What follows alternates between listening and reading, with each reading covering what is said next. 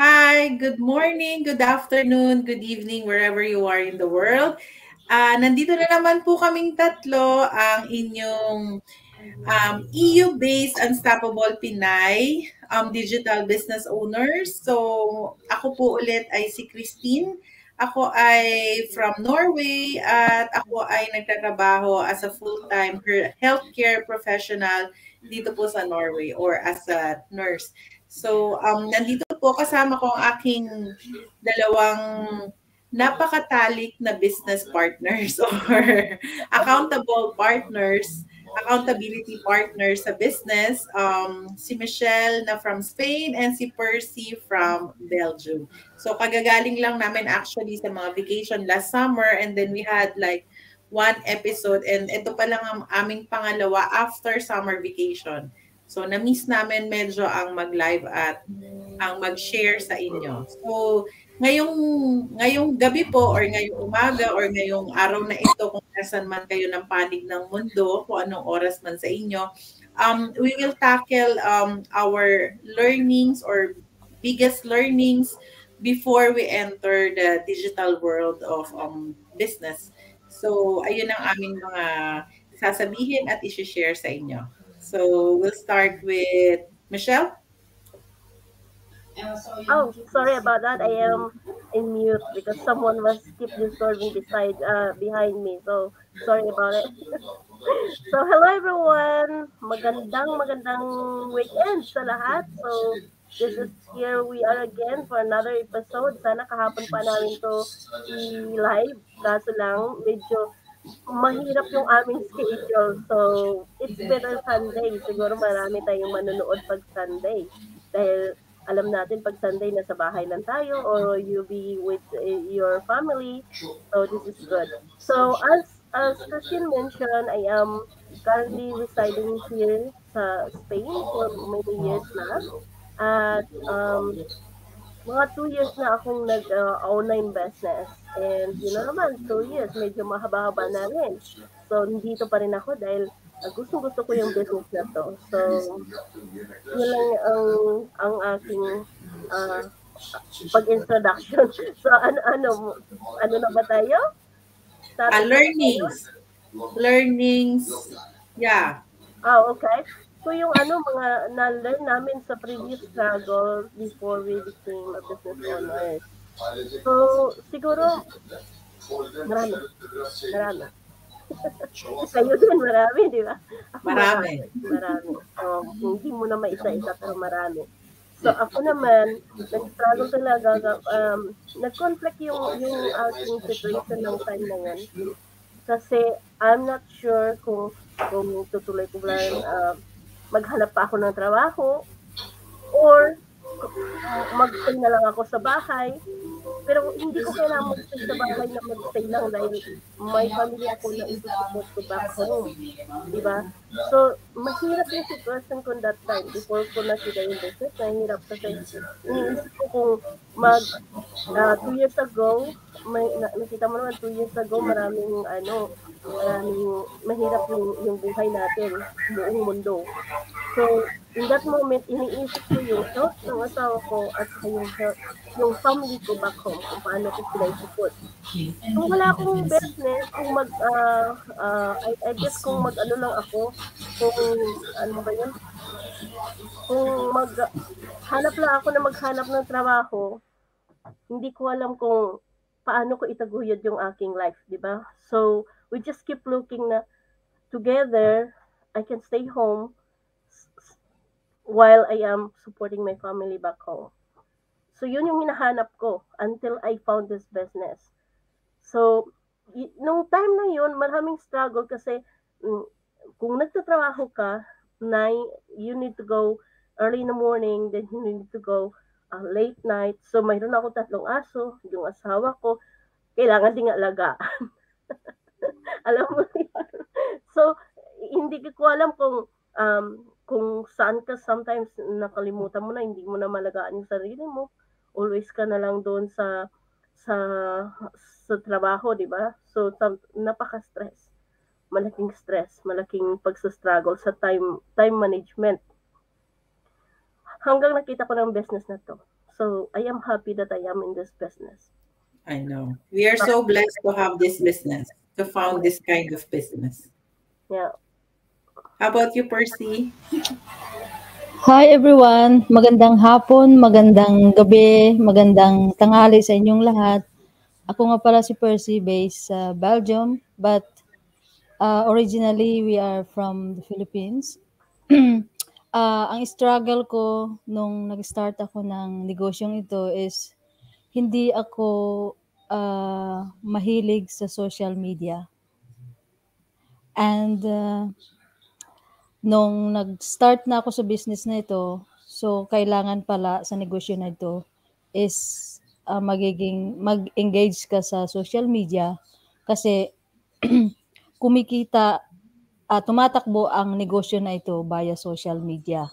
Katulad ng TikTok, Instagram, Facebook, and so many social media. So, umpisa nun, nung sumali ako, naging mata na rin ako ng social media, lalo na sa TikTok, yung bang pasayaw-sayaw tayo. Yun, nagiging TikTokers na rin ako. Kasi doon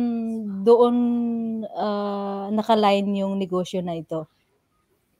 But at the same time, pwede ka rin mag-warm market at mag-cold market sa negosyo na ito. Depende kung saan ka comfortable sa negosyo na ito. Kaya nga tinatawag na flexible sa business na ito kasi in any way, kaya mo siyang gawin kahit saan, kahit anong oras, or kahit natutulog ka, yung negosyo mo tumatakbo pa rin.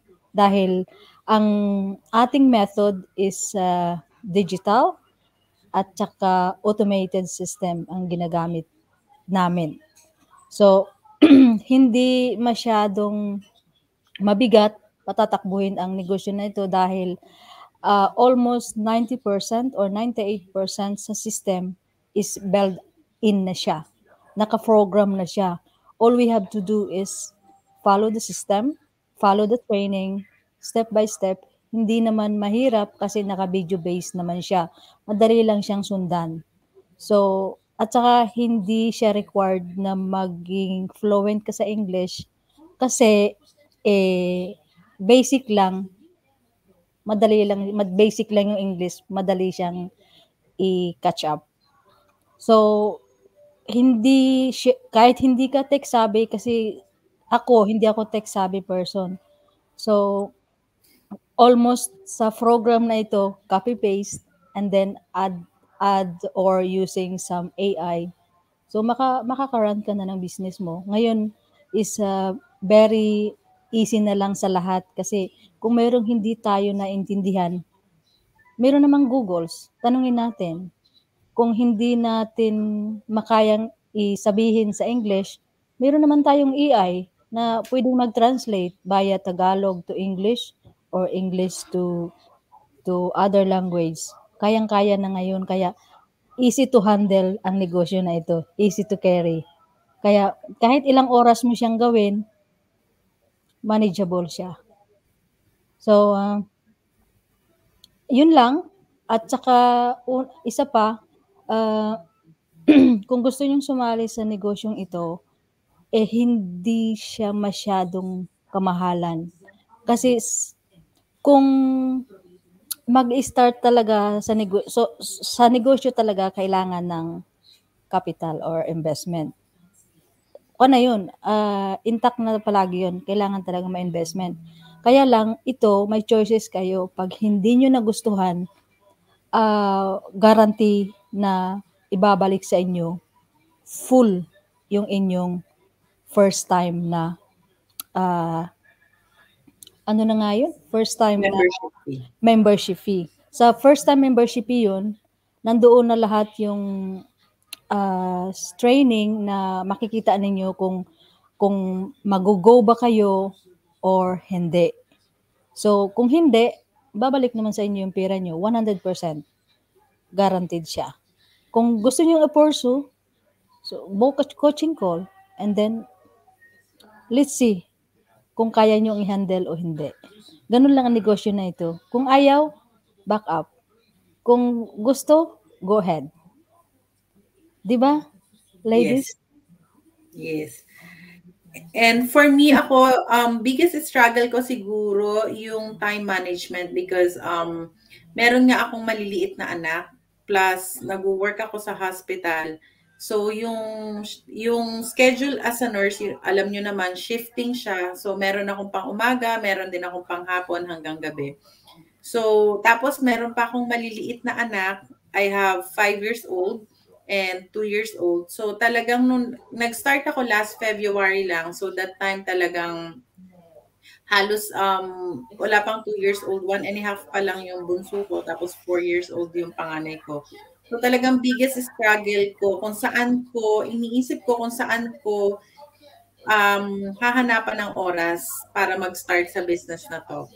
Pero nung una kasi natatakot ako mag-start kasi nga sabi ko, lagi kong sinasabi na wala akong time. Kasi nga sa sarili ko wala na akong oras, di ba? Plus nandyan yung trabaho, 100% talaga full time ako. Tapos andyan din yung mga anak ko, yung bahay namin, wala naman ditong hindi kagaya sa bansa natin na maraming helping hands. Dito talagang kami lang. So dito, doon pa lang almost 300% na ako nagtratrabaho. So saan ko pa isisiksik yung negosyo. Pero pangarap kong magkaroon ng negosyo kasi pangarap magtrabaho para sa sarili ko, para hawak ko yung oras ko, hawak ko yung, alam ko kung kailan ako magbabakasyon, kung kailan ko gusto, kung kailan ako mag-i-stop, kung kailan ako magtratrabaho ng sobra-sobra.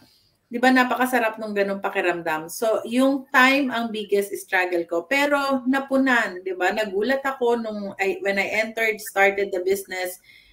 It's easy. I'm just giving 10 hours of my time in a week. And manageable siya. Nagugulat ako sa result. And as what they said, my partner said, na 24/7 nandyan yung system at the background. So I don't need to check my phone. I don't need to check whatever it is there ng mayat maya, or I don't need to be in front of the computer for 8 hours just to be in the business. Kasi tumatakbo na siya on its own. So napaka-convenient niya. And kahit na nag-aalaga ako ng mga anak ko, nagluluto ako, naglilinis ako ng bahay, I can still do the training kasi nandiyan na yung training. Like for us in Europe, yung training, di ba, hindi tayo makapag-train on live. So they provide replays. So pwede mo siyang stop and play. So kapag ka nagva-vacuum ako, hindi ko na naririnig, so I stop.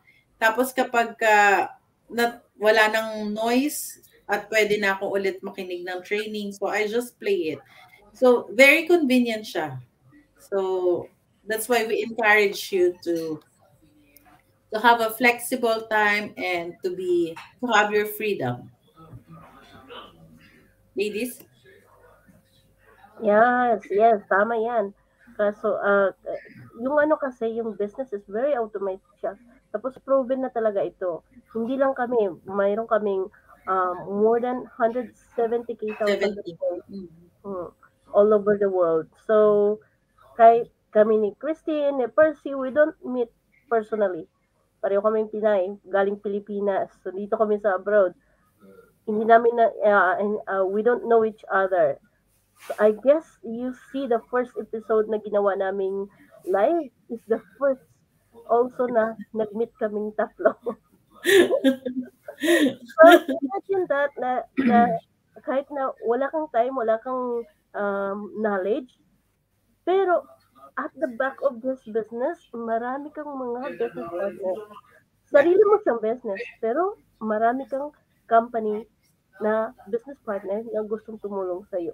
Yes. You can join forces together. You can be accountable together. Kaya madali yung hindi mo na kailangan yung experience or anything dahil sometimes if you have some question na hindi mo alam about the training or about something else about how you run your business, maka-ask ka ng information. And we have a different platforms that we use also to communicate each other. So this is a good way. Besides sa mention ni Percy, na you can go in. It doesn't cost you a dime when you go in. And you got that 30 days if you want to go inside to see the training. At sabi niya, 30 days. Diyan mo malalaman. Just go. I guess, siguro kung interesado ka talaga mag-business, you need to go in and then investigate. Once na nandun ka na, marami kang makikita. At doon mo makikita na this is a real business dahil taxable siya. Kahit kaming tatlo nagbabayad kayo ng tax. Yeah. Taxable siya. So, kung interesado kayo, I guess today is Sunday. Pero last Thursday, meron kaming reply. So, it is available in our own website link. You can go to our bio. If you are in Percy page or in your Christian page, visit Christian website or Percy website or my website. Just registered only your name and email because you need to get the link. So that's why we need to send you the email, the link of the webinar. Then you watch it. Make your due It's diligence. free. One of the purpose pala na ginagawa namin ito, yung mga live, dahil gusto namin marami pa kami matutulungan. Kasi Yes. nakikita kasi namin, ma-proven ito eh. Hindi lang kami na kaming Pilipina lang. Marami. Marami kami dito. So, once na nandun ka na, makikita mo yung business na to. So, anything to add? Yes, and also, ladies, I want to take this opportunity na i-announce because on September 2, I guess, September 2, we meet some European countries, digital business owner. They come here in Belgium. I guess they come from Germany, Spain, Netherlands, and Italy, I think. I'm not sure. Merong 12 digital business owners na pupunta dito and magmi-meet kami lahat. So, ang place yata namin is Ghent or I'm not sure, Ghent or Antwerp. So, all Europe digital business owners pupunta ng Belgium. So, magmi-meet kami and maybe some of you guys want to join with us. So, sa mga nakakapanood nito, sa mga Pilipina o Pinoy na mapapanood ninyo, so follow our Facebook if you want to join with us para ma-meet nyo kami personally sa Ghent. I'm sure sa Ghent. So, sa Ghent, Belgium. So, that's all, ladies. So we will wrap it for today. And please stay in touch with us, with our pages, with Michelle's page, Percy's page, and my page, so that you will know the schedule for our next live. And then just in case you have inquiries or questions, feel free to send us a message. Like send us a personal message. We can also reply to those messages. And maraming salamat po dahil kayo ay laging nanonood, nagtatangkilik sa aming mga business page at sa nagkakaroon kayo ng interest sa aming mga business. This is a life-changing business. We don't brag it just to earn. We brag this one to help other people to achieve whatever we have right now. So, and we thank you so much and happy Sunday, happy weekend po. And you may have a wonderful week ahead. That's it for now. Thank you. Thank you. Thank you, Thank ladies. you. See you next Bye. week. Bye. Bye-bye.